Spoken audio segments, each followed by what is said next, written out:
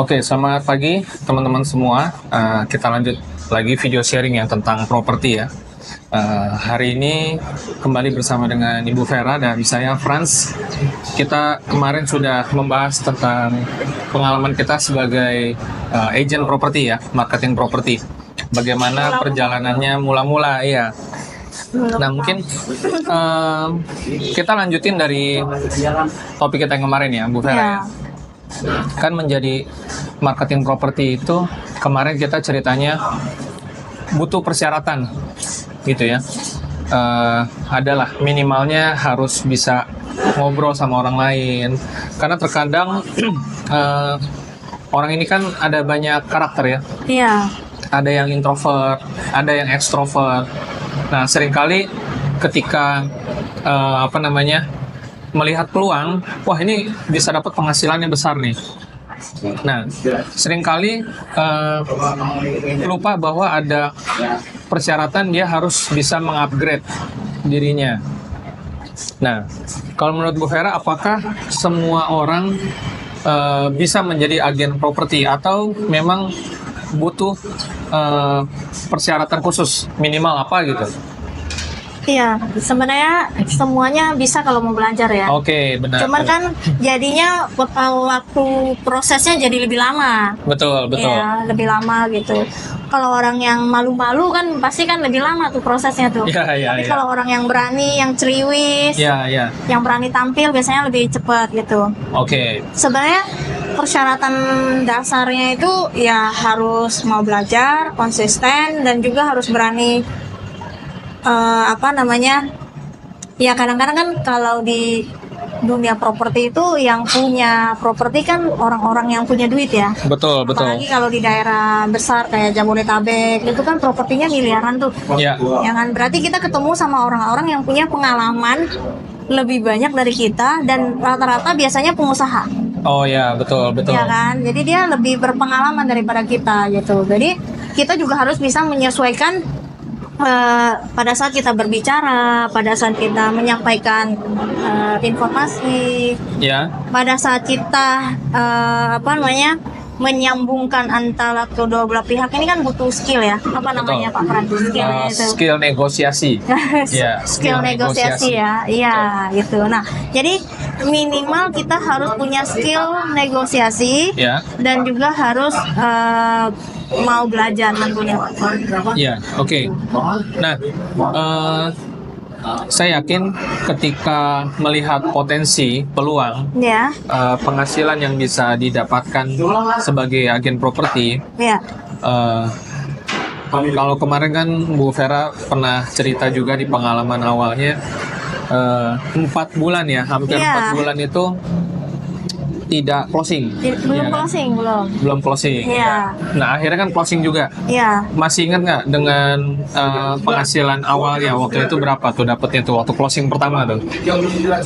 Closing pertama itu berarti sekitar 10 tahun lebih udah lewat. Iya, ya. Berapa tuh? Lebih. Masih ingat nggak? Jadi saya ingat banget waktu itu kita jualan unit dengan harga 1,3 M. 1,3 M. Iya, 1,3 M dan itu udah rasanya wow banget.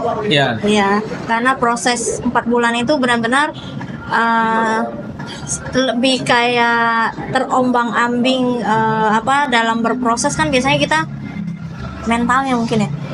Mentalnya mungkin kayak tadinya itu di jaga toko di mall itu punya penghasilan tetap gitu ya selama 4 bulan belum ada kepastian penghasilan. Nah itu kan jadi kedampak gitu ya. Nah tapi terus berusaha, didukung juga sama keluarga, akhirnya berhasil closing 1,3 M. 1,3 M? Iya. Masih ingat nggak penghasilannya berapa? Iya, kalau agent properti kan komisi antara 2-5% ya.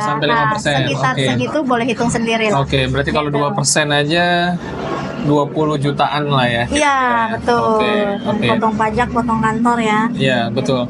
Nah, teman-teman semuanya, jadi tujuan kita membuat ya video-video sharing ini sebenarnya ingin agar masyarakat Indonesia melihat ada peluang di properti Dan betul sekali sebenarnya semua orang punya kesempatan untuk menjadi untuk berkarir sebagai agen properti. Namun pasti ya ada tantangan, ada kendala gitu ya. Bisa dari diri sendiri. Misalkan tadi ya, mau belajar nggak nih gitu kan? Antusiasnya seberapa besar? Nah, terkadang banyak alasan-alasan yang menjadi alasan lah gitu ya, kenapa saya tidak bisa, kenapa saya gagal dan lain sebagainya gitu. Nah, kalau kita lihat dari ceritanya Ibu Vera, pengalamannya di awal juga kendalanya banyak, tapi mungkin karena semangat ya, antusias, akhirnya bisa merasakan peluangnya menjadi kenyataan lah, kira-kira seperti itu ya. Kan kalau misalkan anggaplah 3 bulan belum closing, lalu akhirnya dapat 20 juta kita bicaranya ya. 1M, 2%, 20 juta. Nah, berarti kan kalau 20 juta kita bagi 3 aja nih, sebulan udah lebih dari 6 juta gitu ya. Hampir 7 juta sebulan. Nah, sebenarnya gini Pak Franka, kalau kita training di RIB, kita kan punya asosiasi ya, asosiasi Real Estate Broker Indonesia gitu kan. Di asosiasi itu kita di training bagaimana cara berjualan, banyak skill ya di upgrade, terutama tentang pengetahuan tentang properti. Salah satunya sebenarnya agent itu sama seperti mungkin ada beberapa profesi lain seperti asuransi ya. Sebenarnya kita harus melatih untuk mempunyai mental sebagai pengusaha tadi Pak Fran. Karena kan kalau karyawan gajinya tetap. Ya, tapi kalau pengusaha kan penghasilan naik turun. Betul. Kan? Nah, jadi kalau di agent properti mungkin mindset-nya atau ininya harus ke arah sana sih. Artinya untuk sesuatu yang besar, kita mendapatkan reward yang besar, kita harus siap menanggung resikonya juga. Atau prosesnya lah paling tidak ya, sebelum ke resiko, ke prosesnya dulu gitu. Nah, seringkali proses ini yang mungkin bagi sebagian orang dianggap ringan ya, dianggap remeh lah gitu ya. Tidak mau jalani prosesnya, mau instan, lalu tiba-tiba hap gitu ya. Karena kalau kita balik lagi 3 bulan itu, Bu Vera tadi pengalamannya, itu kan sempat mau mundur ya, dengar-dengar ya. Jadi 3 bulan itu sempat mau mundur karena prosesnya sebenarnya bukan prosesnya berat, tapi dari mana kita memulai sehingga membuat proses itu terasa berat. Ya kan? Karena kan perubahannya tuh 180 derajat ya, dari yang di tempat ber-AC, di dalam ruangan yang sangat nyaman. Lalu juga kita tuh nggak perlu cari buyer datang sendiri ke toko gitu kan. Betul. Saya mau cari kamera dong gitu kan. Artinya kan memang buyer sudah punya kebutuhan baru datang ke kita. Nah, sedangkan di properti itu kita perlu memulai. Berarti kita harus ada properti yang dijual, benar nggak? Berarti kita melisting. Listing itu kan bisa dengan berbagai cara ya. Ada yang canvassing, ada yang teleponin database dan lain-lain. Kan? Artinya pekerjaan baru pasti persyaratan baru juga. Ya, adaptasi baru dan lain sebagainya. Gitu. Nah, jadi teman-teman, kalau kita bicara peluang penghasilan di properti sebagai agen properti itu sudah pasti menarik. Betul. Ya kan? Belasan juta, puluhan juta. Saya jadi ingat baru-baru ini di kantor kita Proptogo Api, kita melakukan co-broking ya dengan teman di luaran sana yang juga baru kenal. Akhirnya bisa menciptakan suatu transaksi dan di mana rekan kita co-broking itu mendapatkan satu penghasilan atau komisi lah kita bicaranya. Seingat saya itu hampir 100 juta itu. Wah, ini satu transaksi ya.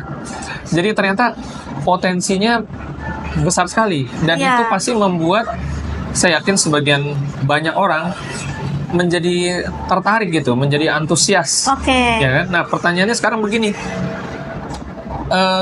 bagaimana caranya agar penghasilan besar itu ya itu bisa rutin didapatkan, bukan cuma sekedar hoki lah, atau maksudnya oh yaudah dapat sekali ya ini hoki lah, ya udah dapat nggak dapat ya syukur ya kan, atau misalkan ya mungkin tahun depan siapa tahu bisa dapat lagi gitu. Nah, atau lebih kepada gimana caranya agar setiap bulan kita bisa mengejar suatu statistik ya yang lebih pasti. Mungkin nggak selalu setiap bulan kita bisa dapat 90 juta, 100 juta, Tapi paling tidak kalau misalkan bulan depan ini bisa dapat 10 juta, lalu 20 juta, lalu mungkin 40 juta, lalu mungkin yang bervariasi lah. Itu harusnya kan lebih bagus kan ya? Gimana menurut Bu Vera gimana? Ya, jadi gini, buat teman-teman yang mau atau udah tertarik atau punya rasa ingin mencoba ya profesi sebagai agent properti ini, sebenarnya mau mulai dari mana sih gitu ya? Yeah. Nah,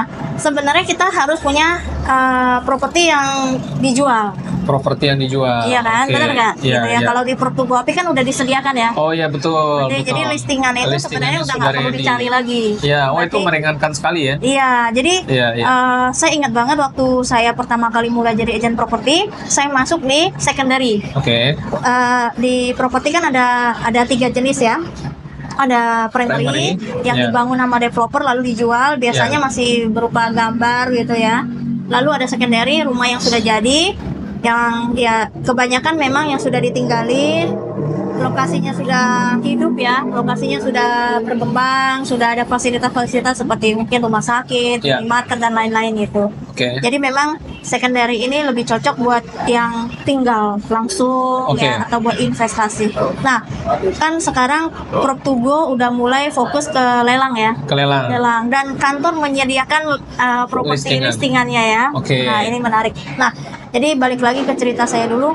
Dulu saya memulai kenapa saya lumayan lama di transaksinya, karena saya harus mencari dulu properti yang mau dijual. Oh iya, betul. Ya, saya itu cari prosesnya dulu. Cukup lumayan ya. Dan kalau kita mencari, artinya kita juga harus tahu, harus menguasai harga pasar, lokasi, minat market seperti apa ya. Nah, itu butuh waktu lumayan lama gitu. Mungkin kalau sekarang di Pertugo Api udah enak, listingan disediakan ya. Ya, betul. Nah, ini teman-teman yang mungkin nanti nonton videonya ya, terutama kita akan upload di Facebook Pertugo Api. Ke depan juga mungkin potongan-potongannya kita taruh di Reels, di Instagram ya. Dan di YouTube, kita punya YouTube channel juga. Dan juga mungkin TikTok juga gitu ya. Karena sekali lagi tujuannya adalah agar banyak teman-teman di luar sana yang katanya nih saat ini kan Indonesia sedang tidak baik-baik saja gitu. Ya artinya secara ekonomi kita punya tantangan ya kan. Nah tapi kan kita nggak bisa cuman diam di komentar aja ya, cuman berkomentar aja kita nggak bisa berubah gitu kan. Nah bagaimana kita bisa memaksimalkan peluang-peluang yang ada agar kita bisa lebih baik-baik saja gitu. Nah, mungkin perlu dikasih tahu ke teman-teman juga nih Pak Fran. Kenapa sih Pertugo Api fokusnya ke lelang dan kenapa baru sekarang fokus ke lelang? Gitu. Kenapa tuh? Kenapa? Nah, mungkin ini teman-teman kan penasaran ya, maksudnya kenapa sih ke lelang gitu ya?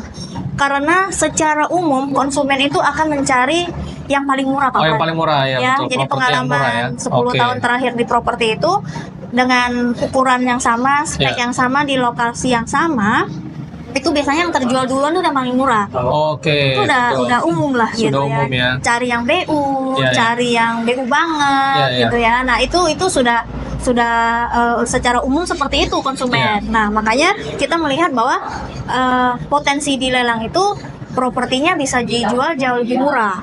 Ya. Nah, berarti udah cocok nih dengan kebutuhan si buyer. Karena buyer kan pengen yang murah. Gitu. Nah, itu satu poin yang memang kita tidak bisa bantah Pak Fran. Ya. Nah, itu salah satu yang menarik kalau misalnya teman-teman join di Pertugo Api. Selain tadi listingan disediain ya. Ya, betul. Harga juga udah pasti bersaing. Berarti kita bicaranya juga dari sisi audiens atau teman-teman yang nonton mungkin sebagai calon agent di masa depan ya. Calon agent yang Pertugo Api ini. Ya, tapi sebenarnya gini teman-teman ya, mungkin yang nonton gitu ya. Mungkin teman-teman saat ini juga sudah menjadi agent independen ya. Atau mungkin agent dari kantor lain nih. Nah, sebenarnya tidak jadi masalah ya. Di Pertugo Api kita mengembangkan suatu sistem yang sifatnya bekerja sama ya, kerjasama atau kolaborasi begitu ya. Kita punya sistem yang sangat mendukung sehingga mungkin teman-teman akan cepat nyaman, sangat fleksibel sekali. Artinya buat teman-teman mungkin yang saat ini sudah berkantor lah gitu ya, punya kantor, wah saya kan nggak mungkin lah join Pertugo gitu ya. Sebenarnya bukan join kita rekrut sih ya, jadi lebih ke kolaborasi, kerjasama. Dan yang penting adalah teman-teman dimanapun berada bisa dapat kesempatannya untuk berjualan bareng kita, ya kan? Agar apa tadi? Ya bisa merasakan komisi. Ingat tadi kita ada cerita mengenai baru-baru ini ya, co-broking dengan malah dia bukan agen berkantor kayaknya ya. Iya. Bukan agen berkantor teman-teman, tapi ya kita komitmen ya untuk sharing gitu ya. Apalagi teman-teman yang memang agen berkantor. Oke, balik lagi ke cerita kita nih. Kan di properti ini ada primary, ada secondary, dan ada lelang. Lelang ini sebenarnya itu kan turunan dari secondary lah ya, derivatifnya secondary gitu. Betul. Nah, mayoritas teman-teman yang membeli properti saat ini kan memiliki dua tujuan besar. Yang pertama mungkin untuk hunian, dan yang kedua mungkin untuk investasi, atau bisa jadi keduanya ya. Pengen punya hunian yang memiliki nilai investasi. Nah, namun memang yang paling diketahui masyarakat umum itu sebenarnya di segmentasi primary dan secondary ya. Untuk lelang sendiri sebenarnya memang masih belum seramai primary dan secondary. Nah, maka dari itu Prof Tugu Hafiz sebenarnya punya misi agar teman-teman yang memang sudah tahu properti, yang sudah pernah beli, ataupun mungkin yang mencari lah ya, mau beli nih karena alasan investasi maupun hunian, dari segmen primary dan secondary itu bisa kenalan, bisa pindah ya ke lelang juga. Karena tadi ya, lelang itu harganya murah banget ya, di bawahnya harga BU ya. BU itu butuh uang nih kalau properti itu jual BU gitu. Ya, nah nanti teman-teman juga boleh nanya lah ya, mungkin lewat komentar ya. Kita ada di Facebook, Instagram, dan YouTube. Apa yang teman-teman mungkin mau tahu, atau mungkin silakan lihat langsung, kita punya katalog juga yang ada di Facebook dan di Instagram gitu ya. Nah, nanti kita bisa ceritakan lebih banyak juga. Nah, tapi kita akan bahas sedikit tentang lelang nih di kesempatan ini nih. Jadi yang paling menarik dari lelang itu tadi apa? Mungkin boleh di-highlight lagi Bu Vera? Iya. Jadi mungkin yang belum tahu lelang itu adalah salah satu penjualan properti yang diatur di undang-undang. Tapi kalau nanti lengkapnya kita bahas lah ya di video-video berikutnya. Intinya lelang itu adalah penjualan properti yang jadi penjualan properti itu kan biasanya akte jual beli di notaris. Ya kan, itu salah satu. Nah, apabila ini sudah dijaminkan dan terjadi kredit macet, maka penjualannya dilakukan oleh kreditur. Maka debitur itu tidak dihadirkan lagi. Nah, maka harus ada aturan yang mengatur itu ya. Nah, makanya dijual melalui lelang dengan mekanisme lelang. Nah, ini simpelnya adalah salah satu transaksi jual beli yang ada di Indonesia. Nah, apa sih keunggulan lelang? Lelang itu udah pasti harganya murah, udah pasti gitu. Nah, itu sudah menjadi salah satu yang tidak bisa kita dapatkan di primary atau secondary. Ya, pertama itu. Dan kedua, pada umumnya properti lelang itu berada di lokasi yang sudah produktif, sudah aktif, sudah produktif, sudah hidup lah kalau kita bilang ya, di lingkungan, di lokasi yang memang sudah berkembang. Ya, karena biasanya properti yang dijaminkan yang harus bernilai, Pak Fan. Jadi kan bank tidak mungkin akan mengambil aset-aset yang tidak bernilai gitu ya. Itu yang kedua. Yang ketiga, memang lelang ini biasanya dilirik sama investor karena kan harganya lebih murah. Setelah dibeli dengan lelang bisa dijual kembali, Pak Bran. Ya, ini menarik buat investor, betul, investasi. Karena real lelang itu kan berbanding dengan harga secondary, Pak Bran. Ya, kalau primary kan dikuasai sama developer. Kan ini naik lah ya. Gitu kan. Nah, seperti itu. Kalau lelang ya itu harga real dan harganya sangat jujur. Gitu. Mungkin kita sebelum closing video ini ya, karena saya lihat udah hampir 20 menitan, kita boleh ceritakan ada nggak satu aset mungkin yang kita jadikan contoh nih? Mungkin bisa diceritakan aset ini seperti apa, dan mungkin sekilas tentang lingkungannya, atau mungkin dari sisi perbandingan harga dengan harga pasarnya. Ada nggak mungkin salah satu aset yang mau kita highlight di video ini? nanti diedit itu ya Iya, browsernya. iya, iya. Iya, mungkin untuk saat ini kita baru aja ambil aset di BSD. BSD, oke. Iya, Gria Loka sektor 16. Oke. Ya, itu rumahnya masih sangat bagus. Luas tanahnya 180 ya. Luas Oke. bangunannya saya lupa. 1,5 lantai. Pasarannya itu 2,5 M. Ya, Oh. itu pasaran 2,5 itu pasaran yang terjual loh. Oke. Terjual artinya memang di market itu bisa menyerap dengan harga 2,5 M. Ya. Gitu. Nah, itu kita lepas dengan 1,8 aja Kak Fran. Wow. Ya, Menarik itu sekali ya. Iya, udah banyak yang survei. Lagi ya biasa lah ya orang Iya, iya. lagi survei kan belum bisa langsung jadi kan. Iya, Pertimbangannya kadang-kadang lumayan banyak. Iya, Tapi itu iya. sangat menarik. Nanti mungkin brosurnya di gitu ya, diedit Iya. ke situ ya. Ya, kondisi bangunannya juga saya lihat juga kemarin ya sempat ke lokasi itu masih bagus banget, Iya. bagus sekali. Dan secara strategisnya itu dari perumahannya itu ke pintu tol juga nggak jauh itu. Iya, Ya, kalau Gria itu Loka tol BSD BSD itu itu ya. secara umum ya memang dia perumahan lama tapi rapi, bersih, jalannya juga besar, aman, nyaman, terus juga lingkungannya tuh cocok buat Iya. hunian memang. Rindang, Iya, gitu. adem sekali ya. Mungkin Adem. kalau teman-teman bisa bandingkan dengan salah satu wilayah di pesisir utara yang lagi hit ya kayak gitu ya. Ya agak panas-panas sedikit ya di Panas, sana ya. iya. Kalau di di BSD ya kelebihannya adalah memang rindang gitu ya. Rindang Jadi sekali. sejuk gitu ya. Meskipun ya siang-siang panas tapi di sana banyak pohon ya, pohon besar-besar Iya, seperti betul. itu, dan yang pasti akses serta saya lihat memang pertumbuhannya secara perumahan residensial komersil juga bagus, sehingga banyak ya ruko-ruko komersilnya. Jadi kalau orang kadang memilih rumah itu kan mau gampang kemana-mana nih, dalam Iya. arti jika ada kebutuhan hidup tuh cepat gitu ya. Oh, udah hidup BSD. Iya, semuanya komplit lah. Teman-teman udah tahu lah BSD seperti apa ya. Iya. Jadi nanti kita akan highlight di video ini pada saat ini sudah rilis ya ke publik ya.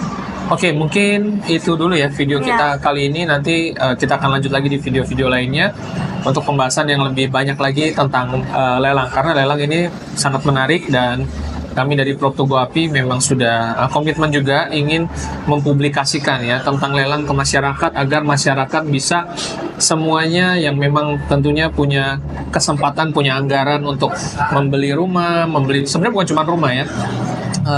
Properti itu kan bicaranya ada ruko juga, ada pabrik, kita juga pasarkan pabrik teman-teman ya, Kos-kosan. kos-kosan ya kan. Jadi nilai investasinya tuh semuanya memang sangat menarik. Itu kita akan bahas terus-menerus di video-video mendatang, dan semoga teman-teman lewat video ini juga lebih paham, lebih tahu ya tentang peluang properti, peluang lelang, karena yang pasti yang menonton juga ada yang dari kategori calon agent yang ingin menjadi agent begitu, atau ada juga yang calon buyer yang memang sedang mencari properti yang bernilai, atau mungkin investor yang pengen uangnya berputar dengan cepat ya. Nah, itu kita semua bisa kami bisa support. Mungkin itu teman-teman, saya rasa cukup. Kita akan ketemu lagi di video selanjutnya. Terima kasih dan selamat siang. Bye-bye.